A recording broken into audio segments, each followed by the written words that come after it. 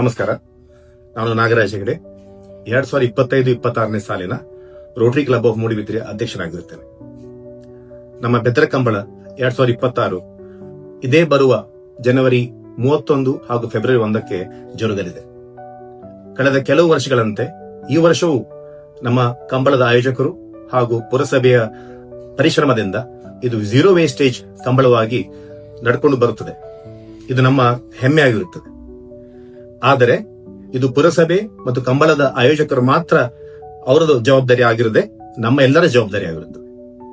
ನಾವು ನಿಮ್ಮಿಂದ ಕೇಳ್ಕೊಳ್ಳೋದೇನೆಂದ್ರೆ, ನೀವು ಕಂಬಳಕ್ಕೆ ಬಂದಾಗ ಅಲ್ಲಿ ಪುರಸಭೆಯವರು ಅಲ್ಲಲ್ಲಿ ಹಸಿ ಕಸ ಮತ್ತು ಒಣ ಕಸಗಳಿಗೆ ಬೇರೆ ಬೇರೆ ಕಸದ ತೊಟ್ಟಿಗಳನ್ನು, ಗೋಣಿಚೀಲಗಳನ್ನು ಕಟ್ಟಿರುತ್ತಾರೆ.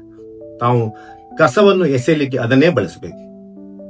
ಕಂಬಳದಲ್ಲಿ ಬಚ್ಚಂಗಾಯಿ, ಕಲ್ಲಂಗಡಿ ಇಂತಹ ಹಣ್ಣು ತರಕಾರಿಗಳ ಮಾರಾಟವೂ ಇರುತ್ತದೆ.